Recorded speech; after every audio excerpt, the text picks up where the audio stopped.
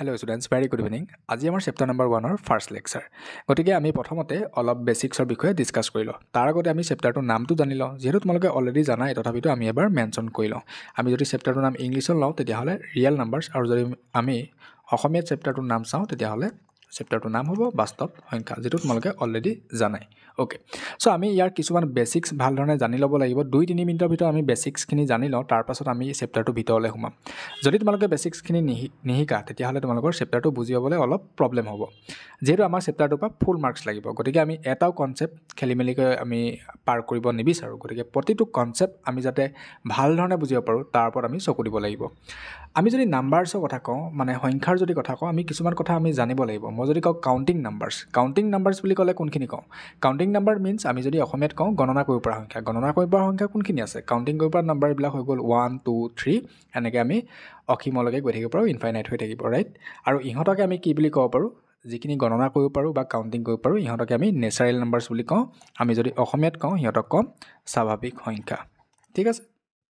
Okay, এতিয়া এই natural numbers বা স্বাভাৱিক সংখ্যাবোৰৰ লগত যদি আমি জিৰ'টো ইনক্লুড কৰি দিওঁ তেতিয়াহ'লে আমি ইহঁতৰ গ্ৰুপটোক কম হোল নাম্বাৰ। আমি যদি অসমীয়াত কওঁ অসমীয়াৰ নামটো হ'ব পূৰ্ণ সংখ্যা। ঠিক আছে?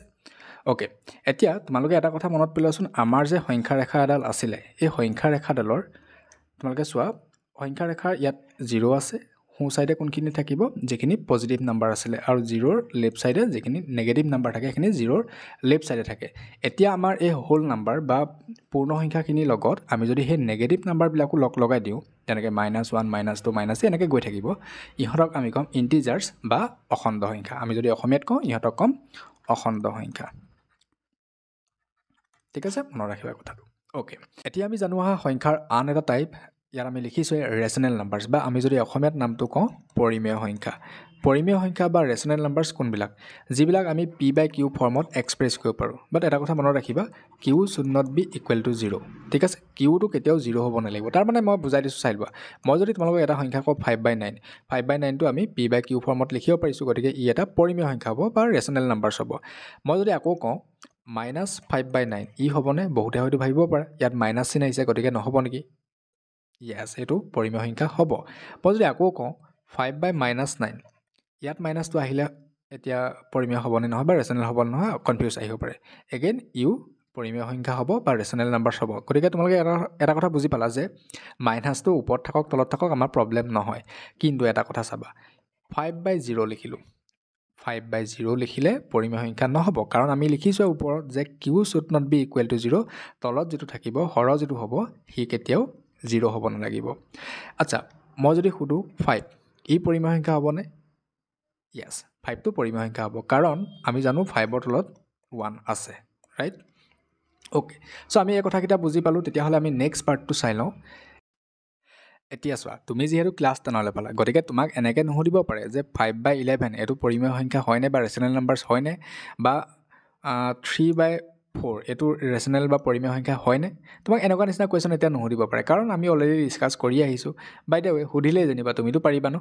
কিন্তু আমি যিহেতু ক্লাছ 10লৈ পালোঁ, গতিকে আমাৰ কুৱেশ্যনৰ পেটাৰ্ণটো অলপ চেঞ্জ হ'ব পাৰে। কাৰণ তোমাক এতিয়া সুধিব পাৰে 2.25 এইটো পৰিমেয় বা ৰেচনেল নাম্বাৰ হয়নে? বা আমাক এনেকৈ সুধিব পাৰে 4.10.102.1002 এইটো পৰিমেয় সংখ্যা হয়নে? গতিকে আমি এই নিচিনা কথাকেইটা এতিয়া জানি ল'ব লাগিব। যিহেতু তোমালোকৰ এই এক্সাৰচাইজত সেই কথাখিনি আছে, আমি বেছিক্স হিচাপে প্ৰথমতে জানি লওঁ। ওকে, মই তোমালোকক এই কথাখিনি ধুনীয়াকৈ বুজাই দিছোঁ, ভাল ধৰণে শুনি লোৱা। ডেচিমেল এক্সপানশ্যনৰ ওপৰত বেছ কৰি বা দশমিক বিস্তৃতিৰ ওপৰত আমি ভিত্তি কৰি কেনেকৈ সিহঁতক আমি পৰিমেয় বা ৰেচনেল নাম্বাৰছ বুলি ক'ব পাৰোঁ সেই বিষয়ে আমি অলপ ডিছকাছ কৰি লওঁ। আমি উদাহৰণ হিচাপে ইয়াত দুটা লিখিছোঁ। প্ৰথমটো দেখিছা তোমালোকে 9/4। চ' ইয়াত যিটো আমি 9/4 লিখিছোঁ, তাৰ মানে কি? আমি 9ক 4ৰে ডিভাইড কৰিব লাগে। যেতিয়া 9ক আমি 4ৰে ডিভাইড কৰোঁ তেতিয়া আমি পাওঁ 2.25। এতিয়া তোমালোকে এটা কথা ভাল ধৰণে জানা, আমি যিহেতু ক্লাছ 7তো ডেচিমেলৰ কথা শিকিছোঁ, 8ত শিকিছোঁ, 9ত শিকিছোঁ। এতিয়া 2.25, তাৰ মানে 9ক যেতিয়া আমি 4ৰে ডিভাইড কৰোঁ 2.25, 5তে কেলকুলেশ্যন শেষ বুলি কেনেকৈ গম পালা? এই যে আমি তলত যিটো লিখিছোঁ ডট ডট ডট, সেই ডট ডট ডটটো ইয়াত ব্যৱহাৰ নাই হোৱা। যদি ডট ডট ডট ব্যৱহাৰ নাই হোৱা তেতিয়াহ'লে তুমি গম পাবা যে ইয়াৰ কেলকুলেশ্যন ইয়াতে শেষ হৈছে। ঠিক আছে, তেতিয়াহ'লে যিবিলাকৰ কেলকুলেশ্যন তুমি তেনেকুৱা নিচিনাকৈ দেখিবা তাক আমি ক'ম টাৰ্মিনেটিং, আৰু তাৰ যদি আমি অসমীয়া টাৰ্মটো চাওঁ তাক আমি ক'ম পৰিসমাপ্ত। ঠিক আছে, মনত ৰ'ব কথাটো, পৰিসমাপ্ত। ঠিক আছে, ওকে। এতিয়া নেক্সটটো যদি আমি চাওঁ 3.666 ... তাৰ মানে ইয়াত ... যে ব্যৱহাৰ কৰিছোঁ ইয়াৰ কেলকুলেশ্যনটো শেষ নাই হোৱা, কণ্টিনিউ হৈ আছে, 6টো কণ্টিনিউ হৈ আছে। এনেকুৱাবিলাক আমাৰ যিবিলাক ডেচিমেল এক্সপেনশ্যন থাকিব তাক আমি ক'ম নন টাৰ্মিনেটিং। এতিয়া এটা কথা ভাল ধৰণে শুনি লোৱা, যেতিয়া তুমি কোনোবা এটা নাম্বাৰ ডেচিমেল নাম্বাৰ টাৰ্মিনেটিং দেখিলা তেতিয়াহ'লে তুমি তাক ডাইৰেক্ট ক'ব পাৰিবা ৰেচনেল নাম্বাৰছ বা পৰিমেয় সংখ্যা। আৰু যিবিলাক তুমি নন টাৰ্মিনেটিঙত দেখিবা, নন টাৰ্মিনেটিং হোৱাৰ লগে লগে তুমি ডাইৰেক্ট ক'ব নোৱাৰা সি ৰেচনেল হ'বনে নহয়। তাত এটা বস্তু হ'ব লাগিব, ৰেচনেল হ'বলৈ হ'লে সি ৰেকাৰিং হ'ব লাগিব। ৰেকাৰিং কোনবিলাক? এনেকুৱা নিচিনা হ'ব লাগিব 3.666 ... তাৰ বাহিৰে মই যদি আন কেইটামান উদাহৰণ ল'ব বিচাৰোঁ 4.5858 ... দেখিছা ইয়াত 58টো ৰিপিট হৈ আছে। ঠিক তেনেকৈ মই যদি কওঁ 8.620 কিন্তু ... থাকিব লাগিব আৰু দেখিছা ইয়াত 620 ৰিপিট হৈ আছে। চ' এনেকুৱাখিনিও ৰেকাৰিঙতে আহিব। এতিয়া আমি আন এটা কথা লগতে জানি লওঁ, এই যিটো আমি 3.666 ... লিখিছোঁ তাক আমি 3.6 বাৰ বুলি লিখিব পাৰোঁ। ঠিক আছে, কিয় লিখিব পাৰোঁ, ক'ত কেনেকৈ লিখিব পাৰোঁ মই সেই বিষয়ে অলপ কৈ দিওঁ। তোমালোকে এটা বস্তু মন কৰিবা, যিটো ডিজিট ৰিপিট হৈ আছে তাক তুমি এবাৰ লিখি তাৰ ওপৰত তুমি বাৰ চিনটো দি দিলে হৈ যাব। ঠিক আছে, অ'কে। 4.914914, তেতিয়াহ'লে আমি 4.914ৰ ওপৰত বাৰটো দিব লাগিব। ঠিক আছে, অ'কে। এতিয়া কোনকেইটা ৰেচনেল নাম্বাৰছ হয় আমি আইডেণ্টিফাই কৰিবলৈ ট্ৰাই কৰিম। প্ৰথমটো আমি লৈছোঁ 0.048 বাৰ, 8 বাৰ, তাৰমানে 8টো ৰিপিট হৈ আছে। ঠিক আছে, ই তেতিয়াহ'লে কি হ'ব? Non terminating recurring. Non terminating মানে অপৰিসমাপ্ত আৰু ৰেকাৰিং মানে হৈছে পুনঃপুনিক। ঠিক আছে, গতিকে আমি ইয়াক কি বুলি ক'ব পাৰিম? ৰেচনেল নাম্বাৰছ বা পৰিমেয় সংখ্যা। ঠিক তেনেকৈ মই যদি তোমাক কওঁ 4.914, ইও কি হৈ আছে আমি অলৰেডি ডিছকাছ কৰিছোঁ, নন টাৰ্মিনেটিং হৈছে কিন্তু সি ৰেকাৰিং হৈছে, আৰু ৰেকাৰিং হোৱাৰ লগে লগে আমি তাক কি ক'ম? Rational numbers. 2.066, ই কি হৈ আছে? 2.066, ইয়াত ... নাই চোৱা, গতিকে আমি তাক গম পাই গ'লোঁ যে ই টাৰ্মিনেটিং বা পৰিসমাপ্ত। পৰিসমাপ্ত হোৱাৰ লগে লগে সি কি হ'ব? ৰেচনেল নাম্বাৰছ, বা আমি যদি অসমীয়াত কওঁ পৰিমেয় সংখ্যা। All right. চ' নেক্সট তোমালোকে চোৱা 0.0122547825 ... ৰিপিট হৈ আছে, ৰিপিট হৈ আছে নে আমি চেক কৰিব লাগিব।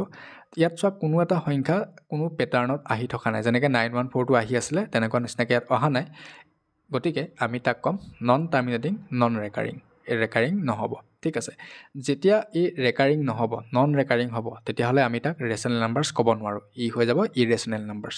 অ'কে, চ' আমি এতিয়া কাৰণে নট এ ৰেচনেল নাম্বাৰ বুলি কৈ থৈছোঁ, কাৰণ আমি এতিয়ালৈকে ইৰেচনেলৰ কনচেপ্টটো শিকা নাই, বা অপৰিমেয় কনচেপ্টটো এতিয়ালৈকে ভালধৰণে শিকা নাই। আমি শিকিম নেক্সট আমি চাম 3.1415926538। একেটা কেছ হৈছে, ইয়াতে আমাৰ কোনো ধৰণৰ পেটাৰ্ণ ফ'ল' নাই হোৱা, গতিকে আমি ক'ম নন টাৰ্মিনেটিং নন ৰেকাৰিং, আৰু তেতিয়াহ'লে ই ৰেচনেল নাম্বাৰ বা পৰিমেয় সংখ্যা নহয়। অ'কে, চ' নেক্সটটো চোৱা 2.613530298664 ... চ' ইয়াকো আমি ক'ব পাৰিম নন টাৰ্মিনেটিং নন ৰেকাৰিং। চ' ই তেতিয়াহ'লে কি হ'ব?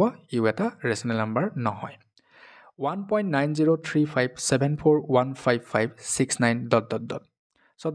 আছে, গতিকে আমি নেক্সট পাৰ্টটো চেক কৰিব লাগিব, কোনো ধৰণৰ ইয়াতে পেটাৰ্ণ ফ'ল' নাই হোৱা, গতিকে আমি ক'ম নন টাৰ্মিনেটিং নন ৰেকাৰিং, আৰু তেতিয়াহ'লে ই হ'ব এটা ইৰেচনেল সংখ্যা বা অপৰিমেয় সংখ্যা। আমি এতিয়াৰ কাৰণে কি বুলি লিখিম? নট এ ৰেচনেল নাম্বাৰ, পৰিমেয় সংখ্যা নহয় বুলি লিখিম। নেক্সটটো 270.253 বাৰ, 253 বাৰ আহিছে, গতিকে ডেফিনেটলি কি হ'ব? এটা ৰেচনেল নাম্বাৰ। অ'কে, নেক্সট আমি এটা কথা ভালদৰে জানি লওঁ। এতিয়া 0.0122547825 আমি অলৰেডি পাইছিলোঁ। এনেকুৱা যিখিনি সংখ্যা থাকিব য'ত কোনো ধৰণৰ পেটাৰ্ণ ফ'ল' নহয়, সিহঁতক আমি কি বুলি ক'ম বুলি কৈছিলোঁ? ইৰেচনেল নাম্বাৰ, বা আমি সিহঁতক ক'ম অপৰিমেয় সংখ্যা। ঠিক আছে, আমি ওপৰত লিখি লৈছোঁ ইৰেচনেল নাম্বাৰছ। তোমালোকে এই পেটাৰ্ণটোৰ কথা গম পাই গ'লা। ইয়াৰ বাহিৰেও আৰু কিন্তু সংখ্যা আছে যি অপৰিমেয় হয় বা ইৰেচনেল হয়। মই যদি তোমাক সুধোঁ পাইটো পৰিমেয় নে অপৰিমেয়, বা ৰেচনেল নে ইৰেচনেল, তোমালোকে হয়তো কনফিউজনত থাকিব পাৰা। পাইটো ইৰেচনেল হয়। ঠিক আছে, পাই ভেলু আমি কিমান লিখোঁ? 22/7 লিখোঁ কেলকুলেশ্যনৰ কাৰণে, কিন্তু পাই ভেলু যিটো লিখা 22/7 সেইটো কিন্তু ৰেচনেল হয়, সেইটো পৰিমেয় সংখ্যা। কিন্তু পাইটো কি বুলি ক'লোঁ? পাইটো অপৰিমেয়। ঠিক আছে, ঠিক তেনেকৈ মই যদি আন এটা কথা সুধোঁ, তোমালোকৰ বহুতো হয়তো কনফিউজ লাগি থাকিব, জিৰ'টো কি হয়? জিৰ'টো পৰিমেয় সংখ্যা হয় বা ৰেচনেল নাম্বাৰছ হয়, কাৰণ জিৰ'ৰ তলত কি থাকে? 1 থাকে। চ' আমি এই কথাকেইটা জানিব লাগিব। আমি এটা ইয়াত ষ্টেটমেণ্ট লিখিছোঁ ভালধৰণে মন কৰা let's find square root of numbers that are not perfect squares যিখিনি পাৰফেক্ট স্কুৱাৰ নাম্বাৰ নহয় মই পাৰফেক্ট স্কুৱাৰ বুলি ক'লে তোমালোকে ধৰিব পাৰিছানে বাৰু মই এবাৰ দেখাই লৈছোঁ বাৰু ঠিক আছে চাই লোৱা 16 আমি 16টোক পাৰফেক্ট স্কুৱাৰ ক'ব পাৰোঁ কাৰণ আমি যদি তাৰ ওপৰত স্কুৱাৰ ৰুট লগাই দিওঁ তেতিয়াহ'লে আমি তাৰ ভেলুটো পাব পাৰোঁ 4 ঠিক তেনেকৈ মই যদি কওঁ স্কুৱাৰ ৰুট অফ 25 চ' 5 আহিব চ' সেইকাৰণে আমি 16 25 এনেকুৱা নাম্বাৰবিলাক আমি পাৰফেক্ট স্কুৱাৰ নাম্বাৰ বুলি কওঁ কিন্তু তোমাক যদি কোৱা হয় স্কুৱাৰ ৰুট অফ 2 এতিয়া স্কুৱাৰ ৰুট অফ 2 তুমি যেনেকৈ ইয়াত স্কুৱাৰ ৰুট অফ 6 ভেলু পাইছিলা ঠিক তেনেকৈ স্কুৱাৰ ৰুট অফ 2 ভেলু পাবানে নোপোৱা গতিকে আমি যদি তাৰ ভেলুটো উলিয়াবলৈ ট্ৰাই কৰোঁ আমাৰ আহিব 1.414টো এনেকৈ আহি থাকিব আমি লং ডিভিজন মেথডেৰে কৰিব লাগিব তেতিয়া আমি এই ভেলুটো পাম বা তোমালোকে যদি কৰি চাব বিচাৰিছা ঘৰত তেতিয়া তোমালোকে এটা কাম কৰিব পাৰা কেলকুলেটৰ ইউজ কৰি চাব পাৰা জাষ্ট চাবৰ কাৰণে কিন্তু মই এইটো ৰিকমেণ্ড নকৰোঁ বাৰু কেলকুলেটৰটো কিন্তু এনে চাবৰ কাৰণে আৰু জাষ্ট স্কুৱাৰ ৰুট অফ 3 ভেলুটো যদি উলিওৱা এনেকুৱা নিচিনাকৈ পাবা square root of 5 square root of 6 ইহঁতৰ ভেলুখিনি এনেকৈ পাবা এতিয়া তোমালোকে ভালধৰণে এটা কথা মন কৰা এই যিখিনি তোমালোকে নাম্বাৰ দেখিছা এতিয়া এইটোকে যদি আমি কনচিডাৰ কৰোঁ ইয়াত কিবা পেটাৰ্ণ ফ'ল' হৈছে জানো নাই হোৱা গতিকে ইয়াক আমি ক'ব পাৰিম ইৰেচনেল নাম্বাৰ বা অপৰিমেয় সংখ্যা দেখিছা কেলকুলেশ্যন গৈ আছে শেষ নহয় কিন্তু এইবিলাকৰ ঠিক আছে যিবিলাক নন পাৰফেক্ট স্কুৱাৰ নাম্বাৰ সিহঁতৰ ওপৰত যদি তুমি স্কুৱাৰ ৰুটটোত লগাই দিয়া তেতিয়া তাৰ কেলকুলেশ্যনটো শেষ নহয় গৈয়ে থাকিব ঠিক আছে আৰু কোনো পেটাৰ্ণ ফ'ল' নহয় আমি যেনেকৈ অলপ আগত ডিছকাছ কৰিছিলোঁ গতিকে ইহঁতক আমি ক'ম অপৰিমেয় সংখ্যা বা ইৰেচনেল নাম্বাৰ্ছ কিন্তু তোমাক যদি এগেইন মই কওঁ square root of 9 square root of 9ৰ ভেলু কিমান পাবা 3 পাবা গতিকে স্কুৱাৰ ৰুট অফ 9টো আমি ইৰেচনেল ক'ব নোৱাৰোঁ স্কুৱাৰ ৰুট অফ 9টো কি হ'ব ৰেচনেল হ'ব পৰিমেয় হ'ব ঠিক যেনেকৈ আমি ইয়াত লিখি থৈছোঁ square root of 16 square root of 16টো কি হ'ব ৰেচনেল হ'ব বা পৰিমেয় হ'ব গতিকে তোমালোকে এই কনফিউজনত নাথাকিবা যে স্কুৱাৰ ৰুটটো লাগিলেই আমাৰ ইৰেচনেল হ'ব নেকি সেই কনফিউজনটো নাথাকিবা ত' মই সেই কনচেপ্টটো ক্লিয়াৰ কৰিবৰ কাৰণে তোমালোকক ট্ৰাই কৰিছোঁ অ'কে এতিয়া চোৱা আমি অলৰেডি ডিছকাছ কৰিলোঁ নেচাৰেল নাম্বাৰ্ছ বা স্বাভাৱিক সংখ্যা তাৰপিছত আমি ডিছকাছ কৰিছিলোঁ হোল নাম্বাৰ বা পূৰ্ণ সংখ্যা তাৰপিছত আমি চালোঁ ইণ্টিজাৰ্ছ এতিয়া এই আটাইবিলাক আহে ৰেচনেল নাম্বাৰ্ছৰ আণ্ডাৰত আৰু ৰেচনেল নাম্বাৰ্ছ বুলি কওঁতে আমি দুটা ধৰণে ডিছকাছ কৰিছিলোঁ P/Q ফৰ্মত থাকিব পাৰে বা টাৰ্মিনেটিং অৰ নন টাৰ্মিনেটিং ৰেকাৰিঙত থাকিব পাৰে ঠিক আছে আৰু ৰেচনেল নাম্বাৰ্ছৰ উপৰি আমি কি পাইছিলোঁ আমি পাইছিলোঁ ইৰেচনেল নাম্বাৰ্ছ বা অপৰিমেয় সংখ্যা এই ৰেচনেল নাম্বাৰ্ছ আৰু ইৰেচনেল নাম্বাৰ্ছ কাৰ আণ্ডাৰত আহে জানানে ৰিয়েল নাম্বাৰ্ছৰ আণ্ডাৰত আহে চ' আমি গতিকে এটা কথা ভালধৰণে বুজিলোঁ যে বাস্তৱ সংখ্যাৰ আণ্ডাৰত ৰিয়েল নাম্বাৰ্ছৰ আণ্ডাৰত ৰেচনেল নাম্বাৰ্ছ আৰু ইৰেচনেল নাম্বাৰ্ছ দুইখিনিয়ে আহে আৰু ৰেচনেল নাম্বাৰ্ছৰ আণ্ডাৰত কোনখিনি থাকে তোমালোকে দেখিলে ইণ্টিজাৰ্ছ আহি গ'ল হোল নাম্বাৰ্ছ আহি গ'ল নেচাৰেল নাম্বাৰ্ছ আহি গ'ল এতিয়া মই তোমালোকক আন এটা কথা এইখিনিতে ক্লিয়াৰ কৰি যাব বিচাৰিছোঁ বহু ষ্টুডেণ্টে এইটোত কনফিউজন থাকে মই যদি তোমাক সুধোঁ 4.56 বা মই যদি তোমাক সুধোঁ 3.49 এইকেইটা সংখ্যা 4.56 তোমাক যদি সুধোঁ নেচাৰেল নাম্বাৰ হ'বনে বা হোল নাম্বাৰ হ'বনে তোমাক যদি সুধোঁ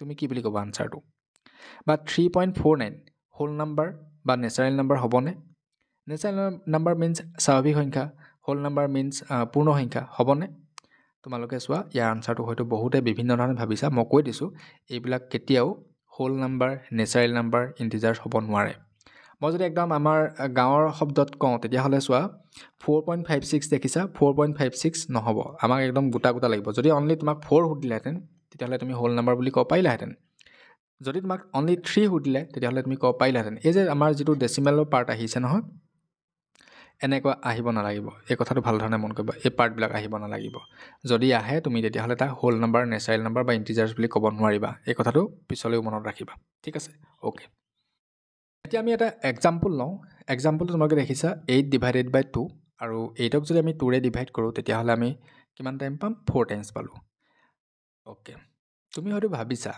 এইটোনো বাৰু মোক সুধিবলগীয়া চামনে আচ্ছা কিয় সুধিছোঁ মই সোধা নাই আচলতে আমাৰ ক্লাছ 10ৰ বুকখনে এই কুৱেশ্যনবিলাকৰ কথা কৈ আছে য়েছ চাই লোৱা 8 আমি সেইটোক কি বুলি কওঁ ভাজ্য বুলি কওঁ ইংৰাজীত আমি ক'ম ডিভিজৰ বা আমি তাক যদি কওঁ ভাজ্য আনফালে আমি 4 লিখিছোঁ কুইটেনটোক আমি ক'ব পাৰোঁ ভাগফল আৰু 0টো ৰিমাইণ্ডাৰ হৈ আছে বা আমি অসমীয়াত যদি কওঁ ভাগশেষ তোমালোকে ইয়াৰ লগে লগে এই কথাটো জানা যে dividend equal to divisor into quotient plus remainder তোমালোকে জানা যে এই যিটো আমি 8 লিখিছোঁ সেই 8টো পাবৰ কাৰণে 2 আৰু 4 ইনটু কৰি ৰিমাইণ্ডাৰটো যদি প্লাছ কৰি দিয়া হয় তেতিয়াহ'লে আমি আকৌ 8টো ঘূৰাই পাওঁ ঠিক আছে এই কথাটো আগৰ পৰাই তোমালোকে জানা এতিয়া আমি এনেকৈ লিখিব পাৰোঁ 2 × 4 প্লাছ ভাগ 1টো কিমান আহিলে 0 ৰিমাইণ্ডাৰটো 0 আহিলে গতিকে আমি এনেকৈ লিখিলে এগেইন আমি 8টোক পাব পাৰোঁ এতিয়া আন এটা আমি এক্সাম্পল চাওঁ 15/2 15 ডিভাইডেড বাই 2 লোৱাৰ কাৰণটো হৈ গ'ল আমি ইয়াতে ভাগশেষ বা ৰিমাইণ্ডাৰ থকা এটা লৈছোঁ এবাৰ মানে 0 বাহিৰে আমি 2ৰে 7 টাইম দিলোঁ 14 আহি গ'ল আৰু ৰিমাইণ্ডাৰ আহি যাব 1 বা ভাগশেষ 1 আহি গ'ল এতিয়া আমি তাক কেনেকৈ লিখিব পাৰোঁ 15 is equal to 2 into 7 plus 1 কিমান আহিব 2 ইনটু 7 কৰিলে 14 14 প্লাছ 1 কৰিলে 15 আহিব ৰাইট এতিয়া চোৱা আমি 8টোক এ বুলি ভাবিম ঠিক আছে এ আৰু যিটোৱে ডিভাইড কৰিবা তাক আমি বি বুলি ল'ম আৰু যিমানটো টাইম পাবা যিমানটো ভাগফল হ'ব বা কুইটেণ্ট হ'ব তাক আমি কিউ বুলি ক'ম আৰু 0 জেগাত আমি লিখিম 0টো কি আছিলে ৰিমাইণ্ডাৰ বা ভাগশেষ আছিলে তাক আমি আৰ বুলি ক'ম ঠিক আছে এই কথাটো মনত ৰাখি ল'ব লাগে বেলেগ একো নহয় এইটোৱে হৈ গ'ল আমাৰ চাই লয় এই কথাটো বেলেগ একো নহয় এইটো হৈ গ'ল আমাৰ ইউক্লিডছ ডিভিজন এলগৰিথম যিটো আমি অসমীয়াত যদি কওঁ ইউক্লিডৰ বিভাজন প্ৰমেয়িকা আৰু এই বিষয়ে আমি এই চেপ্টাৰটোত ডিছকাছ কৰিব লাগিব অলৰাইট চ' আমি দুটামান কুৱেশ্যন কৰিবৰ কাৰণে ট্ৰাই কৰিম ঠিক আছে চ' আজি আমি ফাৰ্ষ্ট ক্লাছটো ইমানতে ৰাখিলোঁ এক্সাৰচাইজ 1.1টো আমি আজি ডিছকাছ নকৰোঁ আমি নেক্সট ক্লাছত ডিছকাছ কৰিম আজি জাষ্ট আমি বেছিক্সখিনি শিকি ল'লোঁ ধুনীয়াকৈ আৰু তোমালোকৰ যদি কাৰোবাৰ একেবাৰে বেছিক্সত প্ৰব্লেম হৈ আছে তেতিয়াহ'লে আমাৰ এপটোত যাব পাৰিবা কিন্তু আমি এতিয়ালৈকে এপটো নাই কোৱা 10,000 ছাবস্ক্ৰাইবাৰ হ'ব লাগিব যাৰ একেবাৰে বেছিক্সত প্ৰব্লেম আছে যেনেকৈ ধৰি লোৱা বোলে স্কুৱাৰ ৰুট অফ 2 তাৰ ভেলুটো কেনেকৈ উলিয়াব লাগে বহুতে হয়তো নাজানিব পাৰে স্কুৱাৰ ৰুট অফ 2ৰ ভেলুটো কেনেকৈ উলিয়ায় বা স্কুৱাৰ ৰুট অফ 15 ইয়াৰ ভেলুটো কেনেকৈ উলিয়ায় বা বহুতে হয়তো এইটোও নাজানিব পাৰে স্কুৱাৰ ৰুট অফ 25 ইয়াৰ ভেলুটো 5 জানা কিন্তু ভেলুটো কেনেকৈ উলিয়ায় নাজানিব পাৰা এনেকুৱা যিখিনি সৰু সৰু বেছিক্স কনচেপ্ট আছে সেইখিনি যদি তোমালোকে ভালধৰণে নাজানা তেতিয়াহ'লে আমাৰ এপটোত যাব লাগিব কিন্তু এপটো কোনটো এপ ডাউনলোড কৰিব লাগিব সেইটো আমি ক'ম কেতিয়া যেতিয়া আমাৰ 10,000 ছাবস্ক্ৰাইবাৰ কমপ্লিট হ'ব ঠিক আছে আজিলৈ আমি ইমানতে আমাৰ ক্লাছটো ৰাখিছোঁ আৰু ক্লাছটো কেনেকুৱা পালা সৰু সৰু কথা আজি আমি ডিছকাছ কৰিলোঁ কেনেকুৱা পালা জনাবলৈ নাপাহৰিবা থেংক ইউ